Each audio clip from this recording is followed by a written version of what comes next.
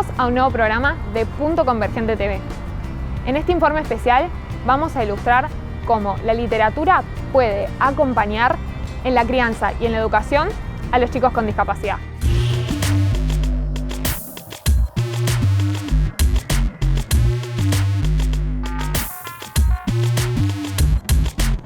Según información aportada en 2023 y en 2024 por la Organización Mundial de la Salud, más del 16% de la población mundial tiene discapacidad, es decir, 1 de cada 6 personas.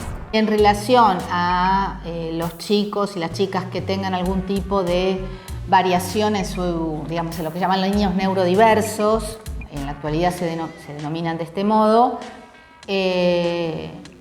no es frecuente que aparezcan personajes en el contexto de un cuento, ¿no? Se puede encontrar un cuento de un protagonista que tiene una neurodiversidad, pero pareciera que ese libro fue escrito como del niño con una discapacidad. Pero en el contexto de una historia no suelen aparecer personas con algún tipo de dificultad, así como aparecen en la vida, digamos. Según otros datos de la OMS obtenidos en los mismos años, 34 millones de niños del mundo padecen una pérdida de audición discapacitante y requieren rehabilitación. Tengo muchas cosas para contarles. Primero, soy docente, soy hipoacústica, uso audífonos en los dos oídos y esta discapacidad me invitó a escribir este libro, Imagínate un disparate. Clarita es un personaje de cuento en donde usa audífonos y donde le pasan un montón de cosas. Siempre me pareció importantísimo incluir en el día a día, en la escuela, un valor inclusivo. ¿Sí? Poder entender que todos somos diferentes, que necesitamos distintas cosas.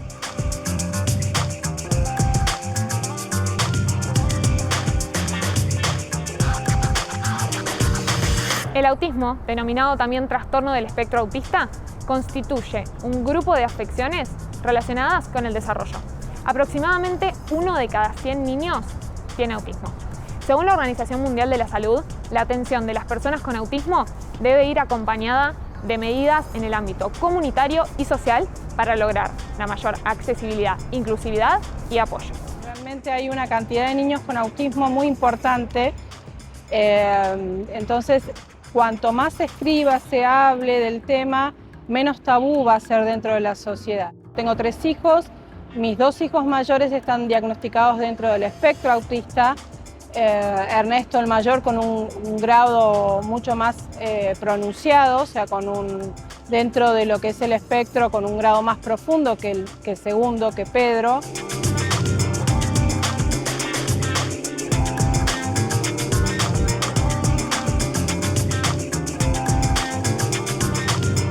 La literatura no es infantil, en todo caso puede ser para niños, pero no es infantil. Entonces el punto es, bueno, ¿cómo hacemos una literatura que realmente amplíe capital cultural de los chicos y favorezca también un encuentro entre ellos que sea provechoso, que disminuya la presencia de prejuicios y que de alguna manera aloje a los distintos, digamos, a todos los distintos, porque todos somos distintos, o sea, no hay algunos que son más distintos que yo, somos todos diferentes. Entonces, el tema es cómo la literatura de alguna manera revela la sociedad en la que vivimos, básicamente. Necesitaba comunicarme con mi hijo y entonces, como él es un niño no verbal, o sea, la comunicación no existía para él de manera tradicional, lo que nosotros hacíamos era comunicarnos por otros sistemas alternativos, ya sea pictogramas, imágenes, lenguas de señas y todo. Y hubo un caso muy puntual que tenía que ver con su desarrollo, entonces había cuestiones que yo no encontraba un libro que le enseñe a él, adaptado a su manera de entender el mundo visual, que le enseñe a él o cómo ir al baño o qué pasaba cuando su primer diente se le cayó. Yo sabía que eso él lo podría haber entendido, pero yo no tenía el libro para explicárselo. Entonces ahí surge la editorial, ahí surge mi necesidad de plasmar en libros cuestiones cotidianas como ir al baño, cepillarse los dientes, etc., a también explicarle una fantasía como el ratón Pérez, Papá Noel, dinosaurios que conviven, etcétera, etcétera.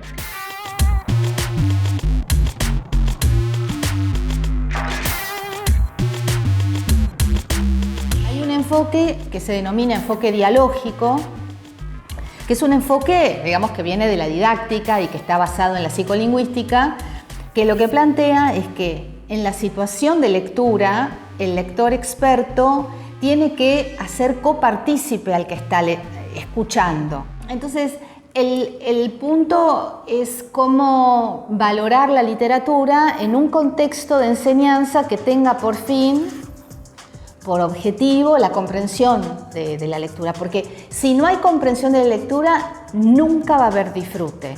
El modelo de diagramación didáctica permite a los niños con autismo acceder a las historias que les quieren contar de forma mucho más simple. Está dividido en 3 elementos básicos: un texto simple, imágenes ilustradas e imágenes secuenciales. Tiene que ver con un texto simple, donde se diferencia perfectamente lo que es el sujeto, el predicado, donde está el verbo. Es muy repetitivo, todo el tiempo va a hablar siempre de la persona para no confundir.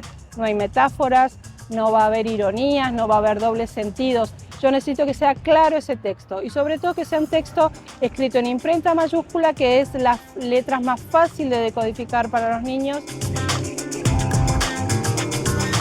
Ese texto va a estar combinado generalmente en su parte superior por lo que yo digo palabras ilustradas o lo que son frecuentemente pictogramas, que a veces necesito que se combinen una ideología de 1 o 2 palabras. Esos 2 elementos se van a combinar con un tercer elemento que son las imágenes secuenciales.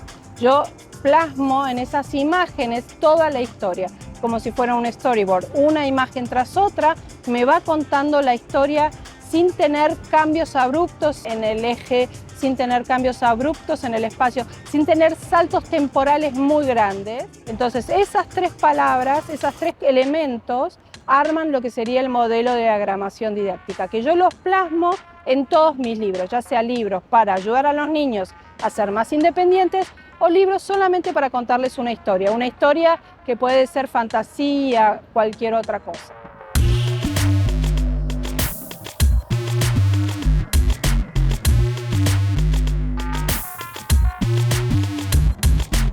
Sobre todo en nuestro país, cuando hablamos de literatura, en función de los resultados de las pruebas, que dan cuenta de que los niveles de comprensión lectora están muy por debajo de lo esperable, es necesario que volvamos a poner la mirada en la jerarquía del texto y elegir distintas formas de mediación en relación a la competencia lectora de con quién estemos.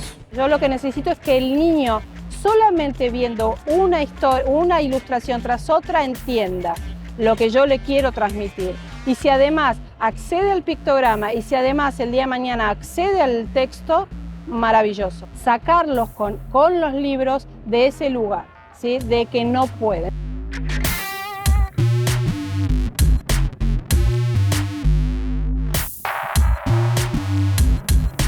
La educación y la crianza se imparten desde instituciones como lo son la familia y la escuela.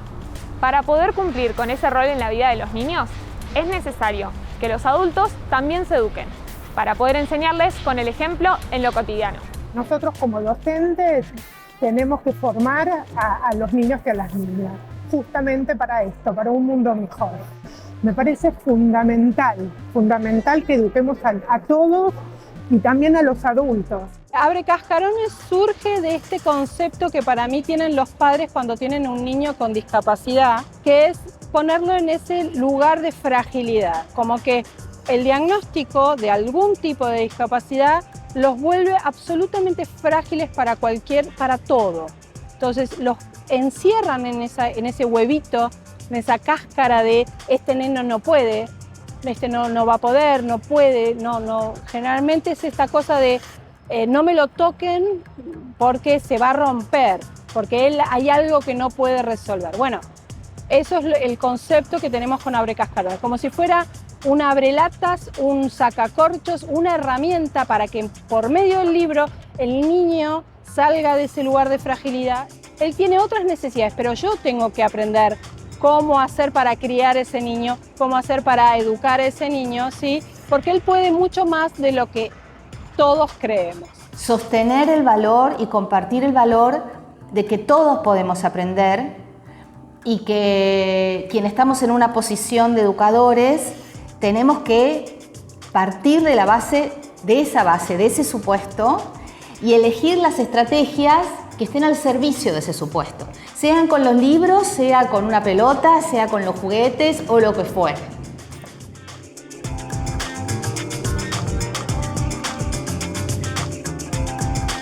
Hay algunas ideas que a veces se tratan de, digamos, de presentar como soluciones definitivas de problemas que son problemas históricos, es decir, el lugar de la exclusión en las sociedades, el lugar del prejuicio en las sociedades, son problemas de la humanidad. No se resuelven con un libro, no se resuelven con una persona. Se requieren políticas públicas que favorezcan el encuentro, la participación. Para que todos podamos entender que todos tenemos lugar y que tenemos que acompañar, tenemos que trabajar en equipo para que estas discapacidades puedan convivir en lo cotidiano. Estudiar cómo ser madre de tu hijo, cómo ser madre de esa persona, de tu hija, de tu hijo, saber qué es lo que le pasa, ser experto en lo que tiene tu hijo, pero al mismo tiempo ser experto en tu hijo, ¿sí? ¿Cuáles son sus cualidades? ¿Cuáles son sus necesidades en el desarrollo? ¿Qué va a necesitar? ¿Cuál es el apoyo que va a necesitar para crecer, para ser cada día más independiente? Porque lo que en realidad queremos es que sea una persona independiente el día de mañana, que sea una persona lo más posiblemente independiente, porque uno nunca sabe a dónde va a llegar, y sobre todo que sea una persona feliz y plena. La literatura y la educación inclusiva son esenciales para una sociedad equitativa. Al reflejar la diversidad en las historias, rompemos prejuicios y enriquecemos nuestra cultura. La tarea involucra a padres, educadores, pero también se requieren políticas públicas que promuevan la inclusión y la participación de todos.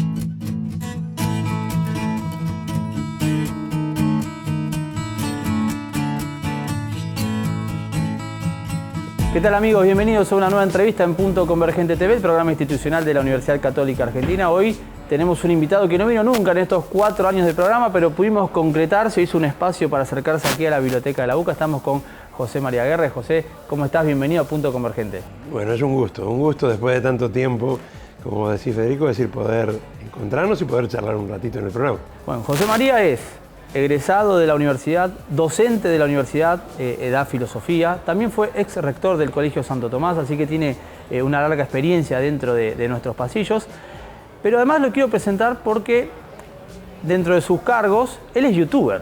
Entonces es una de las cosas que me llamó mucho la atención sobre el contenido que él publica. Así que, ¿qué te parece si le contamos a la gente que está del otro lado cuál es tu proyecto en redes sociales? Sí, concretamente es un proyecto que nació de manera accidental, ¿no? Es decir, nació en el ámbito o en el tiempo de la pandemia, cuando tuvimos que en muy poquitos días pasar a la virtualidad. En ese momento yo tenía un canal de YouTube donde iba subiendo cada tanto algún contenido, pero nos vimos con la necesidad de transmitir las clases que antiguamente dábamos de manera presencial, de manera virtual. Y se me ocurrió, es decir, por gusto también, ¿no?, de armar videos, etcétera, hacer pequeños videos, yo les llamo cápsulas de contenido de mis clases de filosofía. Lo que pasa es que en mis clases de filosofía, una de las cosas que vengo haciendo desde los 90, ¿no?, de hace muchos años, es trabajar con música especialmente, también con películas, con series, pero sobre todo con música, como un modo de llegada de la filosofía a los jóvenes, a los adolescentes, tanto en el colegio como en la universidad, buscando canales de encuentro y para tratar temas profundamente existenciales, el amor, la muerte, el sentido de la vida. Así que en ese tiempo de la pandemia dije, bueno, ¿y qué pasa si también subo no solamente mis cursos de filosofía, sino también alguna interpretación de canciones? Y bueno, y eso se disparó. Muy rápidamente superaban las 100.000 vistas los videos que iba subiendo y sobre todo, más allá de la cantidad, los comentarios. Los comentarios me permitían llegar, por un lado, a aquel público que ahora estaba encerrado en sus casas y en el cual me tenía que vincular y el Zoom a veces no bastaba, pero por otro lado también a un público internacional que tal vez nunca hubiera pisado la universidad por la distancia o hasta incluso por cuestiones de pensamiento propio y que ahora tenía un canal abierto de comunicación espectacular. ¿Cuál fue la repercusión con tu entorno, por ejemplo, de compañeros docentes, cuando les contaste y se dieron cuenta que vos tenías esto? Bueno, les llamó mucho la atención, ¿no? Es decir, les llamó mucho la atención al principio, algunos obviamente miraban como de confianza, ¿a dónde va a llegar esto? O cómo lo vas a lograr. Los que me conocían sabían que de alguna manera iba a hacer esto siempre sin perder la propia identidad, con una apertura que me caracteriza al enfrentar temas problemáticos, polémicos de la actualidad, pero siempre a partir de los lineamientos que me formaron en esta Universidad Católica, este ideario y una visión muy tradicional, ¿no? Es decir, del pensamiento cristiano, ¿no? Es decir, el humanista y cristiano, ¿no? Que es nuestro ideario.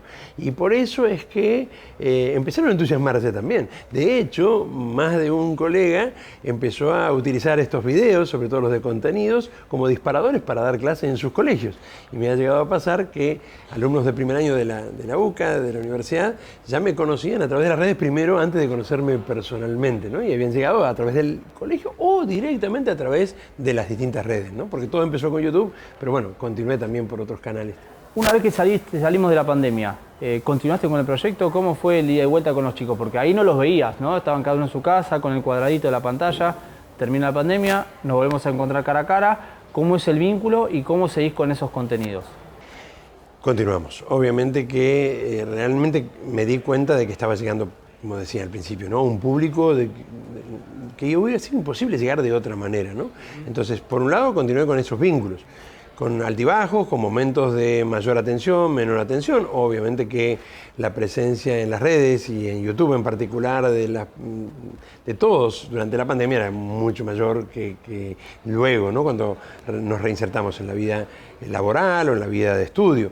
Pero también me siguió fortaleciendo el núcleo, el trabajo con mis alumnos en clase. Los videos de contenidos sirvieron como un soporte tecnológico para las clases. Entonces yo doy los temas, los discutimos, los analizamos y sé con tranquilidad que ellos tienen la posibilidad después de recurrir a los videos en YouTube para mejorar sus apuntes, para analizar sus dudas, para hacer sus comentarios y poder a través de las redes seguir conectados. Con lo cual en ese sentido avanzó. Y por el otro lado también generar cierto entusiasmo o cierta curiosidad por un profesor de filosofía que se basa en el pensamiento especialmente de Santo Tomás de Aquino, pero que analiza canciones de La Renga, de Megadeth o de Iorio, ¿no? Con el cual hasta pude tener una entrevista por allí.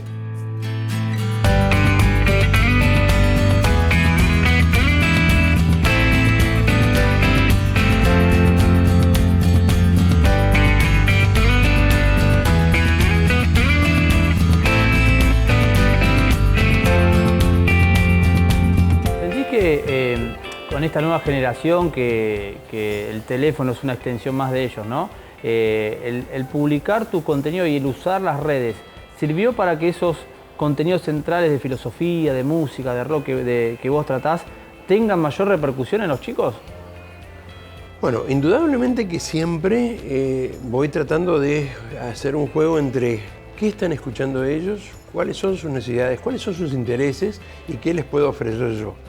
Y en ese sentido, y lo digo con la mejor y con el mayor amor que yo le tengo al arte, a la música, ¿no? Al cine, utilizar esas obras, en el buen sentido, para generar canales de comunicación. Por eso es que la idea no es imponerles o presentarles un estilo musical, un estilo de hacer cosas, sino a partir de lo que ellos escuchan, de lo que ellos hacen, poder entonces, sí, yo hacer un análisis crítico, siempre tratando de mostrar lo que hay de positivo, ¿no? En la reacción, en la rebeldía, en la preocupación por plantear ciertas cosas que antes no se hablaban, pero paralelamente también poder decir, bueno, mi pensamiento, poder tratar de iluminar desde no solamente mis ideas, sino fundamentalmente, ¿no?, las ideas de los grandes filósofos clásicos y los grandes representantes de la filosofía cristiana. Por eso es que, por ejemplo, si bien vas a encontrar en mi canal un montón de videos de rock que allá cuando comencé, ¿no? Es decir, eran muy escuchados por los chicos, también te vas a encontrar con análisis de trap, ¿no? O de reggaetón, o de otros estilos en los cuales hoy en día los chicos se ven a veces más representados. Y que sin entrar en una comparación, porque no es el objetivo tampoco de mi canal ni de mis redes, acerca de cuál tiene mayor calidad artística, siempre son disparadores para tocar temas como el amor, como el sentido de la vida, como el vacío, como la angustia, como la relación con las adicciones, los trastornos de alimentación y sobre todo con el sentido de la vida, ¿no? Y la visión de un hombre que se abre a lo trascendente, que es lo que yo quiero con mucho cuidado, con mucho diálogo, pero presentar. Venís trabajando esta temática con los estudiantes hace mucho tiempo. Yo hace 20 años que estoy en la universidad y los chicos siempre me hablan muy bien de vos porque te tienen en la materia, en una de periodismo, en ética. Pero te quiero preguntar si notás algún cambio en estos cambios generacionales, ¿no? Sobre preocupaciones, intereses de los chicos o temáticas que antes no estaban presentes y hoy sí. Sí, a ver, estamos en un mundo muy dinámico, ¿no? Es decir, y las redes de alguna manera son reflejo de ese dinamismo también que tenemos. Por otro lado, yo siempre insisto con esto, ¿no? Algunos se asustan y cuando vos hablabas de mis colegas y amigos que dicen, bueno, pero ¿no es esto de alguna manera utilizando las herramientas del mundo, podríamos decir, de lo que hoy se usa, de lo que hoy se hace, perder la propia identidad? Yo estoy convencido que no, pero sí es cierto que para mí las redes, para mí el teléfono celular son más que causantes de los problemas, megáfonos de problemas que nuestros jóvenes están teniendo, ¿no? Tenemos todos, pero ellos están viviendo de una manera como se viven en la adolescencia, ¿no? Muy angustiante a veces. La soledad, la falta de encuentro, la dificultad para el compromiso, la ruptura de las relaciones familiares o un golpe muy fuerte hacia la familia como estamos viviendo, a veces por cuestiones ideológicas, políticas y a veces también por cuestiones personales de no saber qué hacer en la relación con mis hijos. Todo eso muchas veces simplemente muestra en las redes un megáfono, ¿no? que amplifica el problema, pero más que crearlo nos lo revela, ¿no? Y por eso creo que es fundamental estar allí, ¿no? Y estar allí supone conocer estas cosas y tratar de invertir el sentido, aún sabiendo críticamente que jugamos con armas difíciles, ¿no? Pensá que soy un profesor de filosofía que tiene que apuntar a la contemplación, al silencio, a la meditación, en un mundo que tiene de atención 3 segundos, ¿no? O 4 segundos, que en un TikTok para después que el alumno ya lo perdiste, ¿no? Entonces, ¿cómo llegarles en esos segundos? Y bueno, es difícil. Y cada vez implica un mayor proceso de adaptación y de replantearse cosas, sin por eso dejar de hacerlo, como lo hacen muchos, no soy único en esto, sin por eso dejar de transmitirle aquellos valores y aquellos principios y aquellos medios que apuntan a la formación personal, ¿no? Es espectacular en un TikTok de 25 segundos movilizar a un tiempo de contemplación, de meditación, de encuentro, que a lo mejor les lleva horas, y utilizar el TikTok para eso también, ¿no? Ahora, ¿que han ido cambiando? Sí. ¿Que cada vez la fugacidad es mayor? Sí. Y que de alguna manera detrás de eso hay una intencionalidad que no está en los mismos adolescentes, ¿no? Sino que a veces también está en un mercado que aprovecha esto para mantenernos atados, para manipularnos, para imponernos ciertas formas de vivir, de pensar y de consumir que nos hacen perder la propia identidad y nos dejan a veces desnudos también. Y desgraciadamente cada vez más pequeño.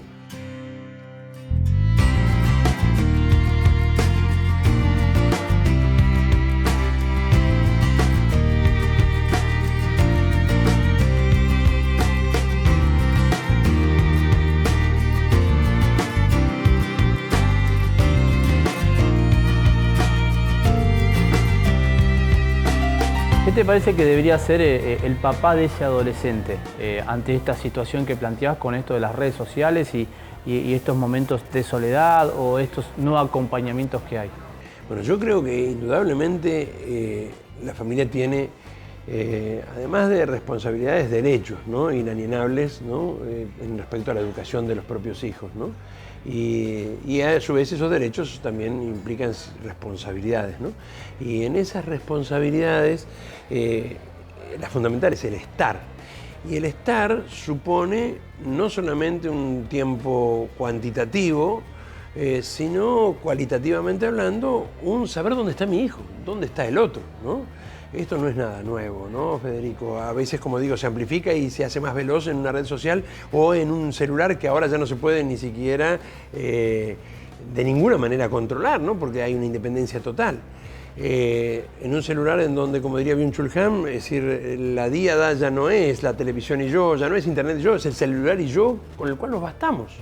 En un mundo donde los chicos a veces no suben una foto para encontrar quién les puso like, quién les gusta y quién no, sino simplemente para sumar la cantidad de likes y así autoafirmarse, porque sienten que no valen absolutamente nada. ¿Qué hacer los papás frente a esta situación, ¿no? Estar. Y estar significa conocer lo que ellos hacen, ver lo que ellos ven, escuchar lo que ellos escuchan, para después juntos poder dialogar. Eso no quita que también haya que cuidar los tiempos, ¿no? Entonces, cuando estamos hablando de esto, estamos hablando de papás de adolescentes, de un colegio secundario, ¿no? Es decir, no estamos... O papás de universitarios que siguen necesitando ese diálogo y ese encuentro, ¿no? Porque sean mayores de edad, este diálogo desapareció.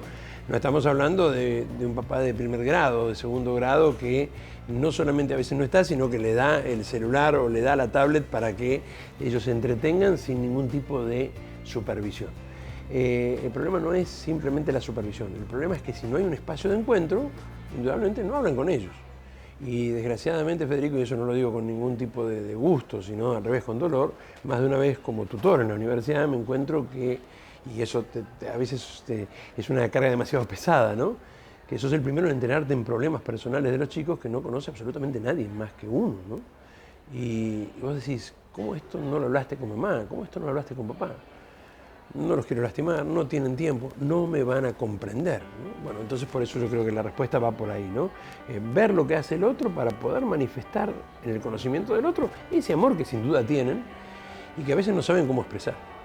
José, ¿dónde puede encontrarte la gente en las redes? Bueno, indudablemente el canal de YouTube que has comentado, Prof. José María Aguerre, es el lugar principal para encontrarme. A partir de ahí ya tendrá mi Instagram, es decir, el TikTok también, ¿no?, y las otras redes con las cuales se pueden conectar. Te agradecemos mucho tu tiempo y el haber compartido estos conceptos en este programa de Punto Convergente TV. Muchísimas gracias, muchísimas gracias. Nos vemos la próxima semana. Gracias por acompañarnos en esta edición de Punto Convergente TV.